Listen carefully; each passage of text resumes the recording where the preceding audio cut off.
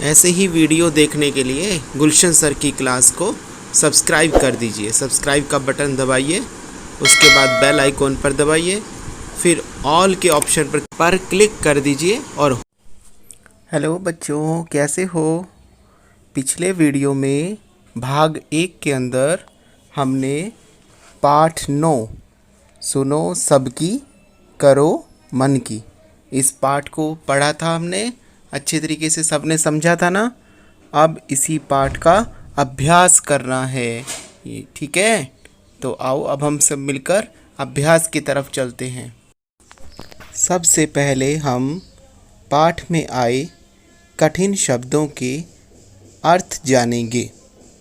आपको अपनी स्क्रीन के ऊपर जो शब्दार्थ दिखाई दे रहे हैं उन्हें हम ध्यान से पढ़ेंगे। आप मुझे पढ़ते हुए देखेंगे और फिर बाद में आप स्वयं घर पर उसे दोहराएंगे। सबसे पहले है अनाज। अनाज का अर्थ होता है अन्न, जो हम भोजन के रूप में खाते हैं। नंबर 2 पर है उस्ताद। उस्ताद कहा जाता है किसी भी गुरु या शिक्षक को जिससे हम कुछ सीखते हैं। तीसरे नंबर पर है लादा। लादा का मतलब होता है किसी चीज़ को लादना, किसी के ऊपर कोई चीज़ रखना। चौथे नंबर पर है व्यापारी। व्यापारी का मतलब होता है व्यापार करने वाला, यानी कि खरीदने बेचने वाला। 5वें नंबर पर है शिष्य। शिष्य का मतलब विद्यार्थी या चेला होता है। 6ठे नंबर पर आता है समस्या। समस्या का अर्थ होता है कठिनाई, कोई भी परेशानी। और अंत में है हल।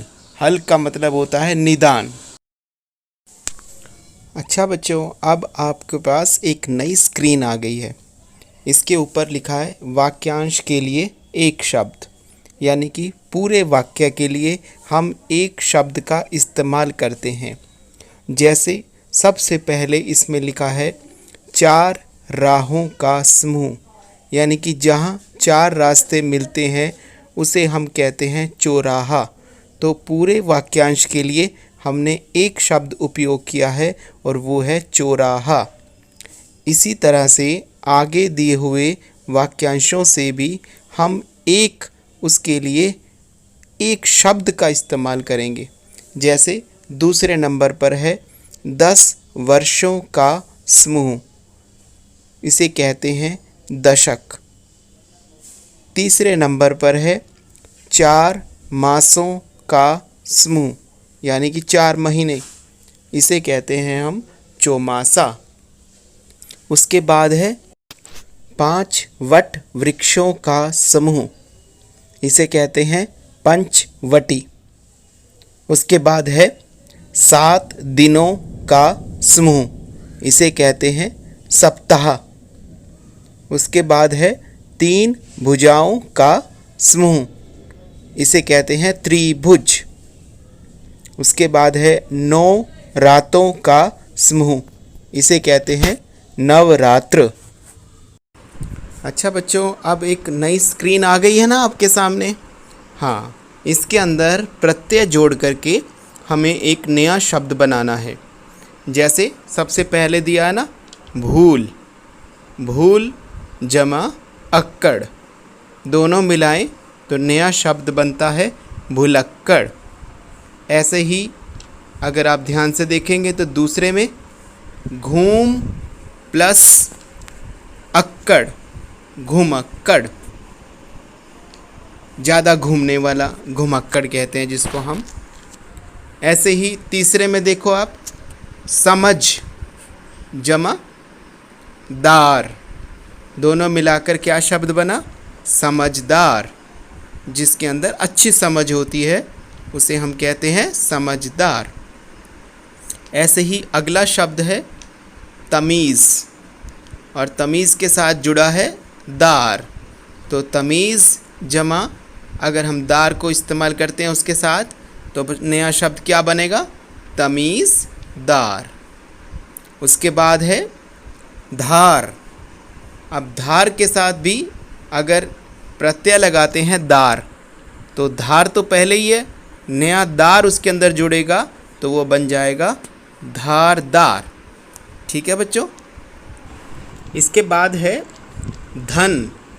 धन के साथ प्रत्यय लगा है वान। धनवान, जिसके पास बहुत सारा धन होता है उसे हम कहते हैं धनवान। उसके बाद है गाड़ी, और गाड़ी के साथ भी प्रत्यय लगा है वान। गाड़ीवान, यानी कि जिसके पास गाड़ी होती है, जो गाड़ी चलाता है, गाड़ीवान। अगला शब्द है दया, और उसके साथ जुड़ा है वान। दयावान, यानी कि जो दया दिखाता है, दूसरों पर दया करता है, उसे हम कहते हैं दयावान। आगे ना समझ सबको। अच्छा बच्चों, अब एक और स्क्रीन आपके सामने आ गई है। अच्छा, हमने जो पाठ पढ़ा था बच्चों, उसमें सुखराम ने अपने बेटे धनीराम को अनाज खरीदने के लिए कहाँ भेजा था? हाँ शाबाश, मंडी में, अनाज मंडी, क्योंकि वहाँ से हम अनाज खरीदते हैं, इसीलिए हम उसको कहते हैं अनाज मंडी। अब बच्चों, यदि आपको भी इनमें से नीचे दिए हुए कोई काम करने को कहा जाए तो आप कहाँ जाएंगे? तो आपको उस जगह का नाम लिखना है इस काम को करने के लिए जहाँ आप जाएंगे। ठीक है, जैसे सबसे पहले नंबर पर काम क्या लिखा है? पत्र डालने, यानी कि आप सब पत्र डालने के लिए कहाँ पर जाते हैं? तो आप सब पत्र डालने के लिए डाकघर, ठीक है, डाकघर में जाते हैं। तो आपने उस जगह का नाम लिखा है जहाँ पर आप जाते हैं, डाकघर। इसी तरीके से दूसरे नंबर का काम है दवाई लाने। आप दवाई लेने के लिए कहाँ जाते हैं? तो आपने जवाब में लिखना है डॉक्टर के पास या अस्पताल। ठीक है, दोनों में से कुछ भी लिख सकते हैं। अस्पताल, दवाई लाने कहाँ जाते हैं आप? अस्पताल में जाते हैं। ठीक है, इसी तरीके से आगे फिर आपके पास अगला काम है पैसे जमा करवाने। आप पैसे जमा करवाने कौन सी जगह पर जाते हैं? आप पैसे जमा करवाने के लिए, हाँ शाबाश, बैंक में जाते हैं। तो पैसे जमा करवाने के लिए कहाँ जाएंगे आप? बैंक में जाते हैं। उसके बाद बच्चों अगला काम क्या है? बिजली का बिल भरने। आप बिजली का बिल कहाँ पर भरने जाते हैं?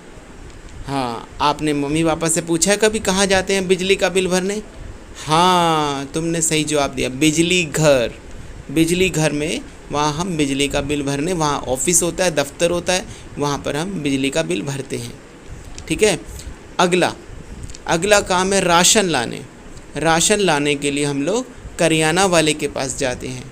ठीक है, जो करियाना की दुकान रहती है वहाँ पर हम जाते हैं और राशन लेकर के आते हैं।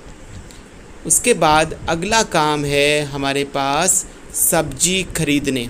ये तो सबको पता होगा, सब्जी खरीदने आप कहाँ जाते हैं? हाँ, सब्जी मंडी। जैसे अनाज खरीदने के लिए अनाज मंडी, ऐसे ही सब्जी खरीदने के लिए सब्जी मंडी। उसके बाद अगला काम है पढ़ने। ये तो सभी को पता है, पढ़ने के लिए आप कहाँ आते हैं, है ना? तो पढ़ने के लिए, हाँ, ये तो सबको पता होता है, पढ़ने के लिए आप आते हैं विद्यालय। ठीक है, जिसको हम इंग्लिश में स्कूल भी कहते हैं। पढ़ने के लिए कहाँ आते हैं सब? विद्यालय। उसके बाद ऐसे ही अगला काम भी सबको पता है, खेलने के लिए कहाँ जाते हैं? खेलने के लिए तो सभी बच्चे कौन सी जगह जाते हो भाई तुम सब? हाँ, मैदान में। खेलने के लिए कहाँ जाते हो? मैदान, खुला मैदान होता है ना, आप वहाँ जाते हैं, वहाँ खेलते हैं, अलग अलग तरह के खेल खेलते हैं। तो खेलने के लिए सब कहाँ जाएंगे? मैदान में।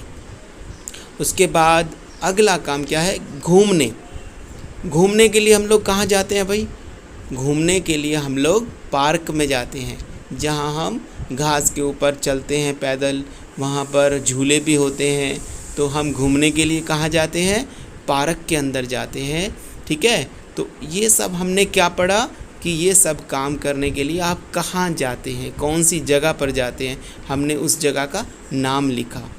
तो बच्चों, अब आपने इस पूरे अध्याय की, जो हमारा चैप्टर नंबर 9 था, पाठ नंबर 9, सुनो सबकी करो मन की, इस पाठ का पूरा अभ्यास हमने दोहराया है। आप सबने अपनी पुस्तकों में इसे भरना भी है, लिखना भी है इसके उत्तरों को, और साथ साथ आपने इसको समझना भी है। ठीक है बच्चों, अगर आपको फिर भी किसी तरह की समस्या आती है तो आप अपने अध्यापक से पूछ सकते हैं। ठीक है बच्चों, सबने इस अध्याय को पूरा अभ्यास अच्छे तरीके से करना है। अच्छा बच्चों, अब हम इसी पाठ के प्रश्न उत्तर करेंगे। इसमें पहला प्रश्न है, पिता ने धनी राम को मंडी जाते समय क्या समझाया? तो इसका उत्तर है, धनी राम के पिता ने समझाया कि बेटा, व्यापार में 2 पैसे का लाभ भी बहुत होता है, अतः सोच समझकर सौदा करना। ये उसके पिता ने उसको समझाया था। अगला प्रश्न है, लाल बुझक्कड़ ने धनी राम को क्या सलाह दी? इसका उत्तर होगा, उसने धनी राम से कहा कि एक और खाली बोरी में अनाज के बराबर वजन के पत्थर भर लो और घोड़े के दूसरी ओर टांग लो, इससे दोनों तरफ वजन बराबर हो जाएगा। ठीक है ना, यही सलाह दी थी ना लाल बुझक्कड़ ने धनी राम को। अच्छा बच्चों, अगला प्रश्न नंबर 3,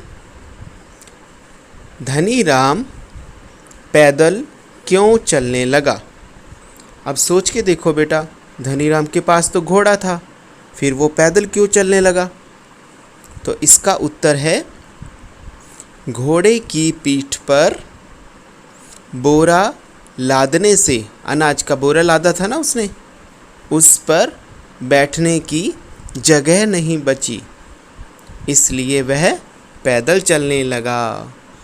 क्योंकि जब पूरी की पूरी घोड़े की पीठ अनाज के बोरे से ही भर गई तो अब उसके बैठने की तो जगह ही नहीं बची, इसीलिए वो पैदल चलने लगा। ठीक है, अगला प्रश्न, धनी राम बुझक्कड़ के शिष्यों से लड़ने को क्यों तैयार हो गया? तो इसका उत्तर है, धनी राम को लगा कि वे सब उसका मजाक उड़ा रहे हैं, इसलिए वह उनसे लड़ने को तैयार हो गया। क्योंकि उसको बहुत गुस्सा आ रहा था, उसे लग रहा था कि वे सब उसका मजाक बना रहे हैं, वे तो उसको मूर्ख समझ रहे हैं, इसीलिए वो धनी राम उनसे लड़ने को तैयार हो गया। अच्छा, अगला प्रश्न नंबर 5, अंत में धनी राम किस नतीजे पर पहुंचा? तो बच्चों, धनी राम तो कितने लोगों से पहले मिल चुका है ना, लाल बुझक्कड़ से मिला, फिर और जो दूसरे वाले जो समूह में लोग मिले उनसे मिला। अब धनी राम को बहुत सारी बातें समझ में आ गई थी, उसको अपने पिता की सीख भी समझ में आ गई थी। तो धनी राम अब किस नतीजे पर पहुंचा? तो धनी राम को समझ आ गया कि सुनो सबकी, करो मन की। तो उसने अब यह समझ लिया कि इस तरीके से दूसरों की बातों में आकर मूर्ख बनना ठीक नहीं है, इसीलिए सबकी बातें सुनो, लेकिन अपनी समझ से भी काम लो, अपनी समझ के अनुसार अपने दिमाग से काम लो और फिर किसी नतीजे पर पहुँचो। इस तरीके से अब धनी राम समझ चुका था कि सुनो सबकी, करो मन की। ठीक है, तो सब बच्चों ने ये 5 प्रश्न उत्तर अपनी कॉपी पर साफ साफ बिल्कुल सुंदर लिखने हैं और लिखने के बाद इन सब को याद भी करना है।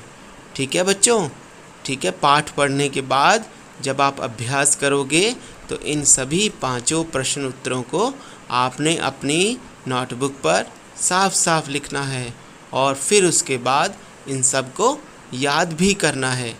ठीक है प्यारे बच्चों, तो आप सब ने इस काम को पूरा कर लेना है। आपको पता है ना, यह वीडियो 2 भागों में है।